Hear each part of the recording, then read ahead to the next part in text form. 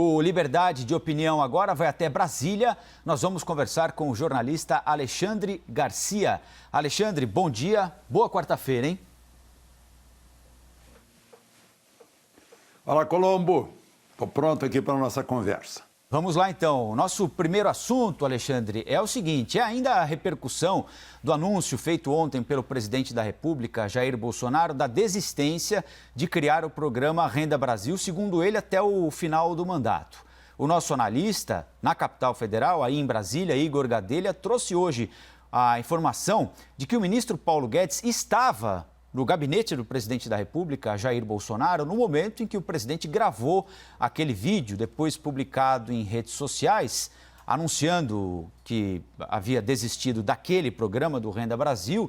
E no vídeo também ele ameaça a dar cartão vermelho para integrantes da equipe econômica que eventualmente avançassem o sinal e dessem como algo concreto planos que ainda estavam sendo discutidos. O ministro da Economia prontamente disse: olha, o cartão vermelho não é para mim.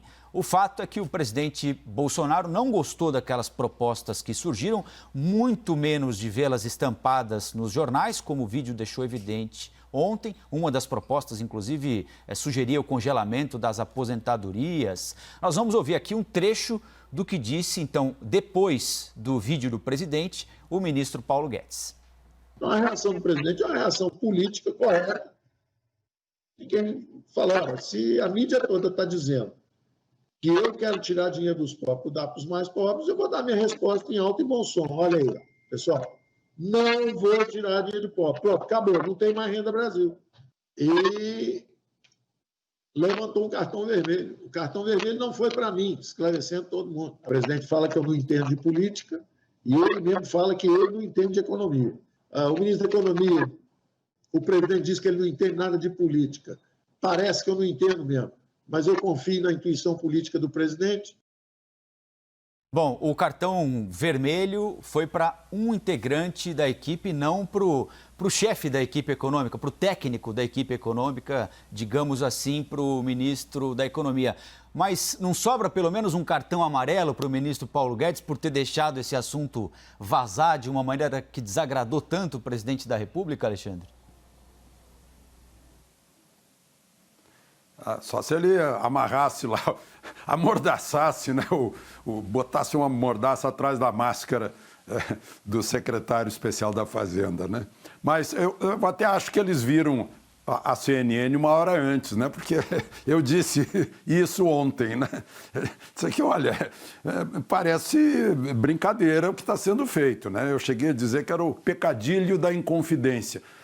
Eu acho que foi ingenuidade. Eu não acredito que seja lá um infiltrado da oposição, né? O Valdeci Rodrigues, o secretário especial da Fazenda, vem acompanhando a equipe econômica desde a transição, né? Então foi ingenuidade. Ele não se deu conta que receberia, né, esse cartão vermelho, não sei se vai receber, por passar a bola para o adversário na frente do gol, né? Foi isso que foi feito. O presidente Bolsonaro não se irritou, não, com o estudo, né? O estudo pode ser feito, faz o estudo, apresenta ao ministro, o ministro apresenta ao presidente, o presidente diz não, assim, né? Agora pega o estudo, que ainda está em estudo, e joga para o adversário. Olha, usem isso bastante para desmoralizar o governo, para dizer que o governo está tirando do aposentado, está tirando do pobrinho, está tirando da viúva, está tirando da pessoa que está na cadeira de roda, né? Parece que foi isso, né? Esse é o grande problema, né? Ele foi surpreendido quando viu, que história é essa, né? Aí ergueu o cartão vermelho, né? Muito merecido, aliás, e não pode. Equipe é equipe, todo mundo tem que jogar para um lado. Agora é interessante essa declaração do ministro Paulo Guedes, maravilhosa, né? Ele reconhece que não entende nada de política, né? Mas ele entende, e o presidente sabe que ele, presidente, não entende de economia, e quem entende é o Paulo Guedes. Tanto entende que o Brasil foi convidado para liderar a recuperação do mundo pela elite dos países mais desenvolvidos, que é a OCDE, a Organização para a Cooperação e Desenvolvimento Econômico. É uma honra imensa e um reconhecimento imenso. Basta a gente ver aí a nossa recuperação, né? E comparar com a Europa, por exemplo. A Europa está com uma queda prevista para este ano de 8%. O FMI previa a nossa queda em 9%. O Banco Central já está prevendo em 5,11%. Né? Mas, enfim, isso é um outro assunto. Aí Paulo Guedes reconhece que ele vai lá para o Congresso, ele briga com o pessoal do Congresso, briga com o Rodrigo Maia, mas ele é bom em economia. E o presidente sabe, né? E o Paulo Guedes descobriu que o presidente tem intuição política. Depois de... Ele saiu do Exército porque era um político dentro do Exército, né? E acabou encontrando o caminho no Legislativo. Então, essa é a questão, né? Acabou o Renda Brasil, né? O pessoal não aprendeu. Primeiro fizeram aquele outro vazamento. Foi quando o presidente fez a declaração, se não me engano, lá em Ipatinga, que disse, olha, não adianta tirar do paupérrimo para dar para o pobre. Foi um vazamento de algo que não tinha sido decidido. E vazaram de novo. Né? Isso é que é incompreensível. Mas, enfim, o time aí tem que se ajeitar para não entregar a bola para o adversário. Agora, Alexandre, ontem nesse vídeo que o presidente gravou, ele disse que não quer ouvir falar, por enquanto, do Renda Brasil até 2022, que esse é um assunto encerrado. Por mais que a nossa economia dê alguns sinais de recuperação, nós não conseguiremos, né? Nenhuma economia conseguiria criar empregos na velocidade necessária para inserir muita gente ou tanta gente no mercado de trabalho. Muitos ficarão sem o auxílio emergencial que termina em dezembro. O governo também não tem dinheiro para dar um aumento consistente para o Bolsa Família. Como é que vai ser essa transição, especialmente no começo do ano que vem, Alexandre? Enquanto a economia ainda não vai ter gerado tantos empregos, aparentemente não haverá mais o auxílio emergencial, o Renda Brasil neste momento está fora dos planos, o orçamento está todo engessado.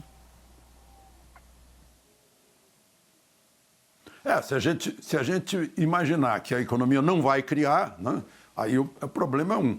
Agora, o outro é a gente deixar ver o que acontece no futuro, porque até o momento, os números de desemprego que a gente tem aí são parecidos com os números da Dilma. Então, não houve grande alteração até esse momento. Né? Conseguiu-se, o brilhantismo foi esse, foi estimular as empresas a não desempregar, fizeram acordos, fizeram uma série de coisas. Então, vamos esperar para ver. E as pessoas não têm que se entregar para o Estado. Né? O regime não é patrimonialista, clientelista. Né?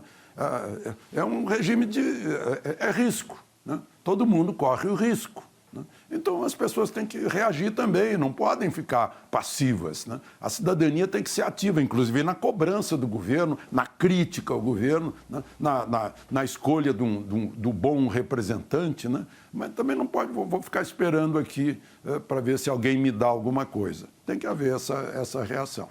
Lá atrás, Alexandre, no ano passado, foi demitido o Marco Sintra, quando também vazou um plano do governo ainda, uma possibilidade de recriação de um imposto parecido com a CPMF, o presidente rechaçou e o Marco Sintra acabou sendo demitido do governo. Agora surge de novo essa perspectiva de que sem o Renda Brasil, o governo possa eventualmente vir a insistir novamente com a recriação da CPMF ou um imposto parecido, né? O ministro Paulo Guedes não gosta que digam que é a CPMF, mas... O presidente da Câmara, por exemplo, disse que é a CPMF disfarçada, que se levantar um paninho ali encontra a CPMF. É uma boa ideia despertar novamente esse leão agora? Pois é, congelar o aposentado, entra a CPMF. Temos que botar alguma coisa aí na discussão. Né? O melhor imposto, a melhor proposta de imposto que existia era do imposto único, que era uma espécie de CPMF, imposto único, não haveria outro imposto nesse país. Né? Mas, enfim, os banqueiros não deixaram. Né? E agora não dá para tirar do pobre para dar para o paupérrimo, essa é a orientação do chefe do Poder Executivo. Portanto, a equipe econômica tem que achar uma forma de pegar mais em cima, né? De quem puder pagar mais imposto, paga mais imposto, e para, enfim, fazer tentar o equilíbrio fiscal no momento desse e fazer a obra social se isso for necessário. Em sua primeira ação como presidente do CNJ, que é o Conselho Nacional de Justiça, o ministro Luiz Fux decidiu que condenados por corrupção e lavagem de dinheiro, mesmo que façam parte do grupo de risco da Covid-19, tenham alguma comorbidade, idosos, não serão beneficiados com a revisão de prisão. Essa é uma recomendação, né, do CNJ, do Conselho Nacional de Justiça. Lembrando que o ex-presidente da Câmara dos Deputados, por exemplo, Eduardo Cunha, foi colocado em regime domiciliar porque foi submetido a uma cirurgia. Além de já ser considerado idoso, ele havia sido submetido a essa operação. O ex-empresário Marcos Valério, envolvido no Mensalão, também foi cumprir pena em casa por ser considerado do grupo de risco. Alexandre, qual é a sua opinião sobre essa decisão do ministro Luiz Fux? Uma recomendação que ele passa ao Poder Judiciário agora na condição de presidente do CNJ também. Pois é, em princípio contrariaria um princípio constitucional que diz que todos são iguais perante a lei, independentemente de distinções de qualquer natureza. Mas a gente tem que considerar, né, que o bom senso também tem que prevalecer e esse crime de corrupção, né, que tem a sua lavagem como crime consequente, é um crime, na verdade, hediondo. E por que é hediondo? Porque essa corrupção tira o dinheiro do povo, porque vem dos impostos, vem das estatais. Petrobras, por exemplo, que foi o grande alvo, né, de um imenso esquema de corrupção, né? A Petrobras não é uma estatal, a Petrobras é do povo brasileiro. Então, roubaram do povo brasileiro. Isso é hediondo, né? As pessoas que pagam impostos, as que mais pagam impostos, proporcionalmente à sua renda, são os mais pobres. É o imposto que está embutido lá no produto que compram, até para se alimentar, né? Então, é um crime hediondo que não merece um bom tratamento, né? Merece, sim, um tratamento desigual, porque aos desiguais, tratamento desigual, né? Então, acho que o ministro Fux tem razão e é uma boa indicação de vontade de punir, porque o que o Supremo está com a pecha é de leniência com os mais poderosos, que podem pagar os advogados mais caros, que podem provocar mais recursos, que podem levar até a prescrição de seus crimes, né? Que conseguem ir para casa com tornozeleira ou sem tornozeleira, né? Que não passa nem... não, tem que ser só segunda instância não vale. Não vale uma condenação pelo juiz singular e uma condenação por um tribunal. Não vale, tem que esperar mais ainda, né? Então está essa fama para o Supremo. Pode ser que seja aí um início de um resgate da boa fama da nossa Suprema Corte. Bom, o Liberdade de Opinião vai continuar no plenário do Supremo Tribunal Federal com o Alexandre Garcia. Agora nós vamos falar de um outro assunto. Foi derrubada por maioria no Supremo Tribunal Federal, foi derrubado um trecho daquela mini-reforma eleitoral aprovada lá em 2015, que exigia a impressão de votos pelas urnas eletrônicas. Então, o eleitor, a eleitora votam e depois recebem um recibo de que estiveram ali, votaram, é um comprovante da votação. Em entrevista à CNN, o presidente do Tribunal Superior Eleitoral, o ministro Luiz Roberto Barroso, disse que o sistema brasileiro de apuração eleitoral é, na avaliação dele, possivelmente o melhor do mundo e que fraude havia, mas no tempo do voto impresso, manual. Nós separamos um trecho. O fato real é, nunca, jamais se provou nenhum tipo de fraude contra a urna eletrônica. Fraude havia no tempo do voto impresso, no tempo do voto manual. Você ter voto impresso, todo mundo que perder vai pedir conferência entre voto impresso e a urna, você vai judicializar as eleições. Ninguém quer nada disso. O sistema brasileiro de apuração é possivelmente o melhor do mundo. Alexandre Garcia, qual é a sua opinião sobre voto impresso, voto eletrônico? É uma garantia a mais para o eleitor ter um recibo? É algo desnecessário a partir de uma onda de acusações que ainda não foram comprovadas sobre eventuais fraudes nas eleições? Olha, eu talvez seja suspeito, né? Por causa da minha geração. Eu tenho agenda eletrônica, mas eu garanto a confiança na agenda eletrônica com a minha agenda de papel. As duas funcionam juntas, né? E assim essa proposta de voto confirmável pelo papel, né? O eleitor aperta ali, vê passar num tubo transparente, confere que está no papel o voto que ele digitou, né? E depois, se houver dúvida, vai se conferir. Isso já foi derrubado pelo Supremo por 8-2 em junho de 2018, para não votar em 2018, não ter a conferência em papel, né? Foi aprovado lá atrás. Então, já que o Supremo derrubou, fizeram uma PEC. A deputada Bia Kicis propôs isso. Tem uma PEC que já passou pela Comissão de Constituição e Justiça e está lá rolando. Vamos mudar a Constituição, então, já que o Supremo diz que é inconstitucional, vamos botar isso expressamente na Constituição, né? A Constituição fala em voto secreto, etc., mas deixa para a lei estabelecer, mas então vamos botar na Constituição, né? A ideia é essa, só como garantia, né? Para evitar que haja dúvidas, que as pessoas possam achar, né, o caso do presidente Bolsonaro, que chegou a dizer, né, como o Sidney lembrou, chegou a dizer, olha, eu podia ter passado no primeiro turno, acho que houve fraude e tal, mas não foi comprovável. Comprovável, que eu disse, né? Ele votou no voto impresso, na necessidade dessa conferência para a gente ter certeza. Aí a gente se pergunta, pois é, por que os americanos não fazem isso, né? É uma beleza, porque a gente vota e horas depois a gente já sabe o resultado. Mas, como a gente sabe, né, eu lido bastante no mundo digital e eu sei que se a gente não tem cuidados, os hackers estão aí. Fata la legge, fata la trampa, né?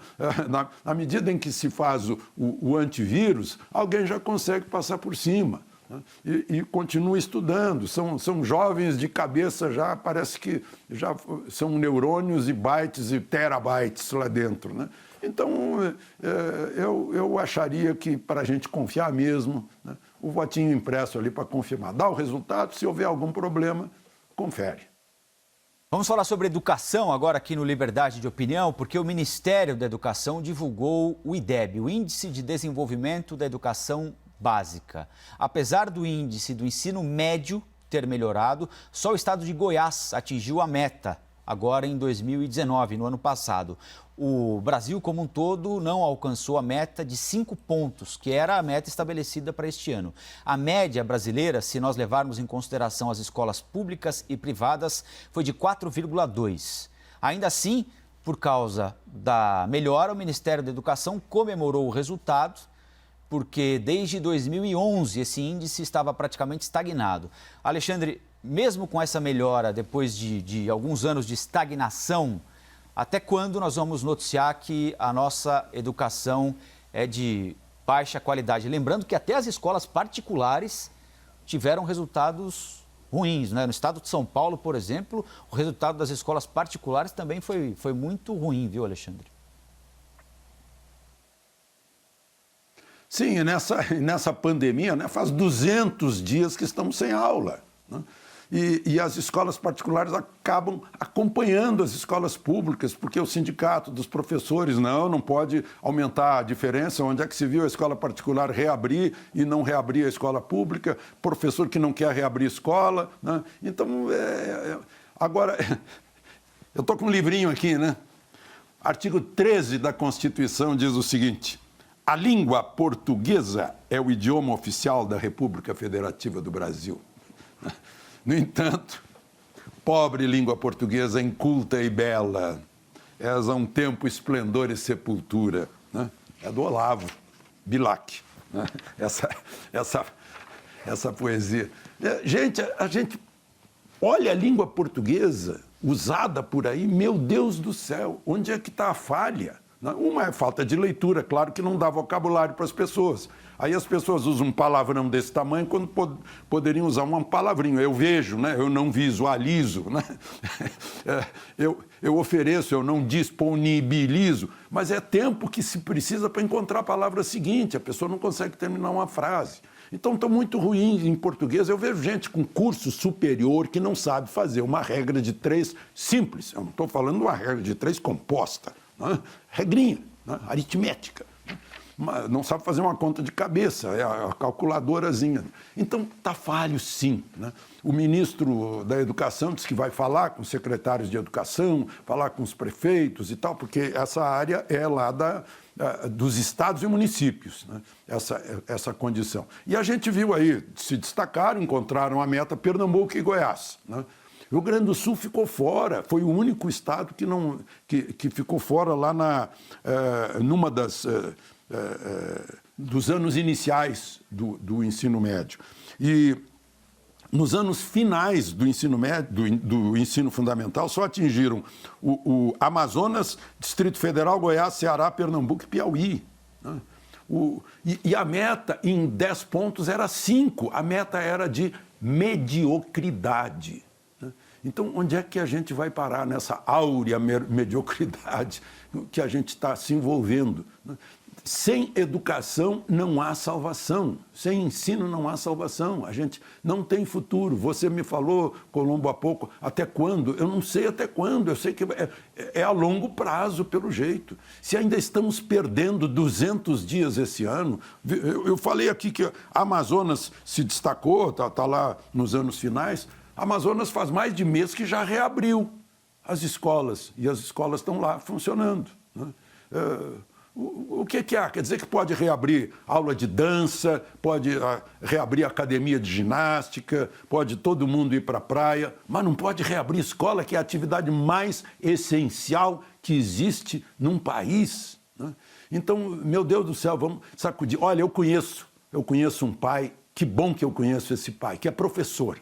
Sabe o que ele está fazendo com a filhinha dele de 1 ano e meio em casa? Ele não está dando aula, ele dá aula para a filha. Eu vi, ele me mandou um vídeo.